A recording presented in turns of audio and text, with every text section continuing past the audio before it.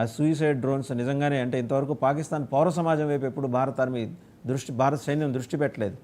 అవే గనక వస్తే జరిపే విధ్వంసం S-400 అండ్ ఈ అన్మాన్డ్ సూయిసైడ్ డ్రోన్స్ రెండు గనక రంగంలోకి దిగితే వచ్చే విధ్వంసాన్ని పాకిస్తాన్ తట్టుకోగలుగుతుందా? ఐ వాజ్ జస్ట్ రీడింగ్, మీరు ఈ రోజున ఈ ప్రోగ్రామ్ పెడతారని నాకు ఇంటిమేషన్ ఇచ్చిన తర్వాత I was reading a book which was published by Harvard business school ఒక few years ago, written by a Pakistani scholar. Extraordinary book, Democracy and Army.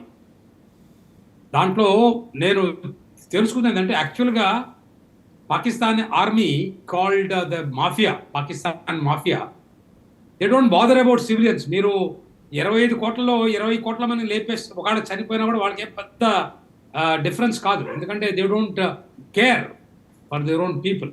Number 1.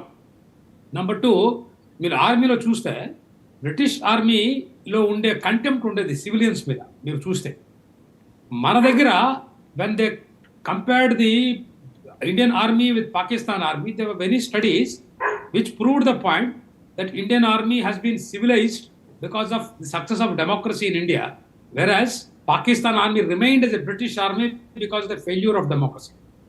Number 3, North Korea నుంచి మనం తీసుకున్నా లేకపోతే మనం ఇజ్రాయల్ నుంచి తీసుకున్నా, they are welcome, they are our friends, we can always take the support from the friends. I wish they are used on the army establishments, on basically not on cantonments wherein the Pakistani soldiers live, but where the generals and their relatives and their friends live. In those areas we must target, so that ఒక్కసారి తలను కనుక తీసేస్తే మొండెం ఏం చేసేదే ఉండదు. Pakistan soldiers కానీ Pakistan garrison state. The word that is correct word for Pakistan is a garrison mafia, not even a state. ఇప్పుడు ఆ మునీర్ చూపిస్తున్నాడు, this person is unfit to wear that uniform.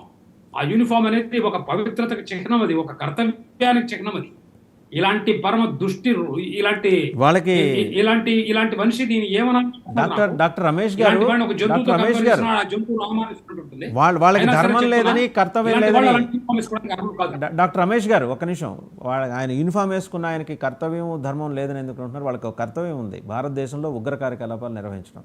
ధర్మం ఏంటంటే ముస్లిమేతల్ని ప్రత్యేకించి హిందువుల్ని ఎంచి మరీ చంపటం. ఆ రెండింటిని ఆయన నిర్వహిస్తున్నప్పుడు మీరు ఆయన్ని కించపరుస్తున్నారు. ఒక విషయం చెప్తానండి, ధర్మము కర్తవ్యం అనేవి మన సంస్కృత పదాలవి. వారు ఉపయోగించే దాంట్లో ఏమంటారో తెలియదు, కానీ నాకు కర్తవ్యం అంటే కర్తవ్యం చేత్తో చేసే పని అండి. ఒక అమాయకుడిని పట్టుకొని ఒక మేకపిల్లని తీసుకొచ్చి కొయ్యడం పెద్ద ఇది కాదు. మాట్లాడితే మేము వాడిని చేస్తాం, అందరినీ చేస్తాం అంటారు. ఒక్కసారి ఈ జాతి కనుక తిరగబడితే 5 నిమిషాలు పట్టదు, 5 minutes. కానీ ఈ జాతి చేయలే పని 10,000 సంవత్సరాల నుంచి. ఇప్పటికీనా సమయం ఉంది. ఇప్పటికి మన దేశంలో ఉన్న కొంతమంది పాకిస్తాన్ని సపోర్ట్ చేస్తే వాళ్ళు తెలుసుకున్నారు రాబోయే డేంజర్ని. సుప్రీంకోర్టు కూడా తెలుసుకున్నది. కాకపోతే ఇంకా తెలుసుకోవాల్సిన కొంతమంది లాయర్లు, అడ్వకేట్లు ఉన్నారు. నిన్న కూడా వాళ్ళు కేసు వేశారు సుప్రీంకోర్టులో, రోహింగ్యాల్ని ఇక్కడ ఉంచండి, యునైటెడ్ నేషన్స్ వాళ్ళని చెప్తే యునైటెడ్ నేషన్స్ దాన్ని మనం రికగ్నైజ్ చేయాలి. యునైటెడ్ నేషన్స్ అనేది ఒక వైట్ ఎలిఫెంట్, దాన్ని వీ డోంట్ కేర్. ఒక 5 విషయాల మీద మీకు చెప్తున్నారు ఈ పహల్గాం వల్ల మనం తెలుసుకోగలండి. ఒకటి విషయం ఏంటంటే, ఫస్ట్ విషయము, మనం మన సంసిద్ధతో మనం పోరాడుతున్నాం. మనకు మిత్రుడు ఉంటే వెల్కమ్, మిత్రుడు లేకపోయినా పర్వాలా. 2, మనం క్రైసిస్లో ఉన్నప్పుడు, మన ఇల్లు తగలబెడుతున్నప్పుడు మనల్ని మనం రక్షించుకోవడం ముఖ్యం. కానీ ఎవడో 10 సంవత్సరాల క్రితం ఏం చెప్పాడు, 20 సంవత్సరాల క్రితం ఏం చెప్పాడు, భాయ్ ఫలానా టెంకా, ఇలాంటి ఎదవ చెత్త ఇవన్నీ కూడా మనం గుర్తుపెట్టుకోవాల్సిన పనిలే. హిందీ, చీనీ, భాయ్ పంచశీల్ బొంచశీల్ అని ఏమీ అక్కర్లా. 3వది, ముందు ఇల్లు తగలబెడుతుండే మనం దాచుకోవాలి. 3వ విషయం, మనది న్యూక్లియర్ డాక్టర్ ఉన్న స్టేట్. ఏందా న్యూక్లియర్ డాక్టర్ ఉంది? మనం నాన్ న్యూక్లియర్ స్టేట్ మీద మనం న్యూక్లియర్ వెపన్స్ను ఉపయోగించము, కానీ న్యూక్లియర్ స్టేట్ మీద మనం న్యూక్లియర్ వెపన్స్ ఉపయోగిస్తాము. ఫస్ట్ స్ట్రైక్ అని మనకేమైనా రిస్ట్రిక్ట్స్ పెట్టుకున్నాము. ఒకవేళ వాళ్ళు కనుక దానికి తెగబడితే ఆ ఫస్ట్ స్ట్రైక్ అనేది కూడా మనం పెట్టుకున్న నియమం. మన ఎవరికి కాంట్రాక్ట్ రాయలా, మనం ఎవరికి చెప్పలా, నేను చేయకపోతే నన్ను ఉరిదీయండి అని. మన ఇష్టం అది. మనం యూజ్ చేస్తాం. వాడు బాంబులు వేసే ముందే వాడి బాంబులు వాడి దేశంలోనే పేలి వాడి ఆర్థిక జనాభా వాడే సర్వనాశనం చేస్తాం. మనకు ఆ కెపాసిటీ ఉంది, నేను నమ్ముతున్నా. 4వ విషయం ఏంటంటే, ఇది వాక్ఫ్ బోర్డు అని దీని గురించి దేశంలో ఉన్నటువంటి 1.5 ఉందే, అంటే చైనాకి పాకిస్తాన్ కంటే కూడా చాలా డేంజరస్ వాళ్ళు మన దేశంలో ఉన్నారు. వాళ్ళు వాళ్ళు పరాయి పొరుగు దేశాలకు సపోర్ట్ తొత్తులు. చైనీస్ చైర్మన్ అవన్ చైర్మన్ అనే కొంతమంది తొత్తులు అయితే ఈ రోజు మళ్ళీ భాయ్ అనుకోవడం, అది ఎందుకులే, యుద్ధం ఎందుకులే, హిందువులు చచ్చిపోతే ఏముందిలే, 140 కోట్ల హిందువులు అయితే 100 కోట్లు చచ్చిపోలే, మనం జిన్నా అనే వ్యక్తిని మనం అడవి నిలబడదాంలే, ఔరంగజేబు మీద 2 జిల్లాలు పెడదామని కొంతమంది ఉన్నారు. ఇంకా వాళ్ళని ఏమనిస్తాం మనం?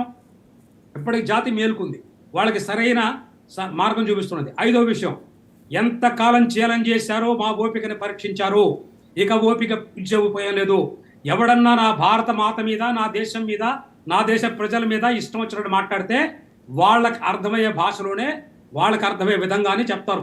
లాస్ట్ విషయం, మాననీయ ప్రధానమంత్రి గారు, గౌరవనీయుడు నా ప్రధానమంత్రి ఆయన, I'm proud of all my prime ministers, every respect of anyone.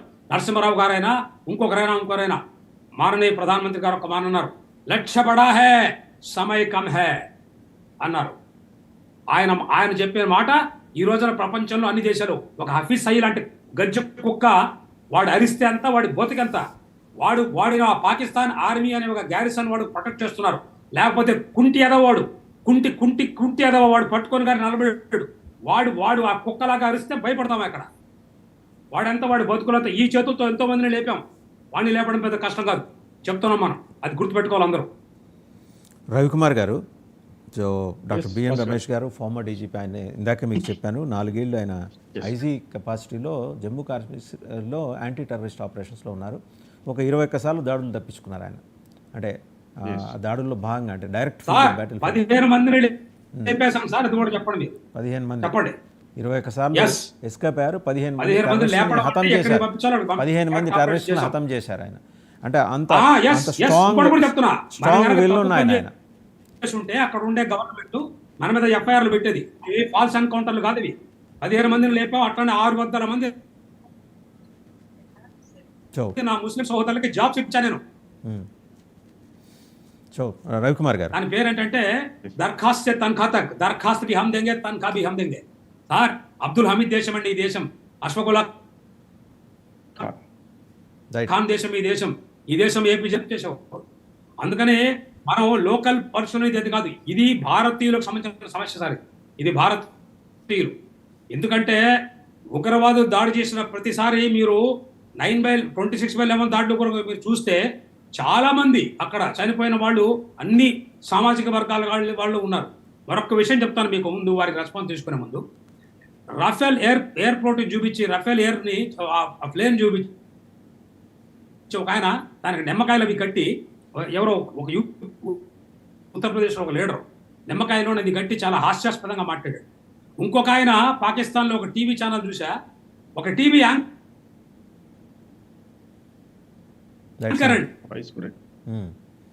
Voice break అవుతుంది. రమేష్ గారు, మీరు అది ఒక మాట సెట్ చేసుకోండి, నేను మళ్ళీ మీ దగ్గరకు వస్తే. ఈ లోపల రవికుమార్ గారి దగ్గరికి వెళ్దాం. రవికుమార్ గారు, రెస్పెక్ట్ వాడు, ఏవి పరీక్షలు పాస్ కాలేడు, ఇంగ్లీష్ సరిగ్గా మాట్లాడినాడు, వీడు ఇతను ఒక ప్రధానమంత్రి అని అన్నాడు. సరే, అది మనం రమేష్ గారు, నేను మళ్ళీ మీ దగ్గరకు వస్తాను. మీ దగ్గర వాయిస్ బ్రేక్ అవుతోంది, ఒకసారి చెక్ చేసుకోండి సిస్టమ్. నేను రవికుమార్ గారి దగ్గరికి వెళ్దాం. రమేష్ గారు, నేను మళ్ళీ మీ దగ్గరకు వస్తాను. వాయిస్ సంవత్సరాలు డిఫెన్స్ మినిస్టర్ ఉన్నప్పుడు రెండు వారాలు.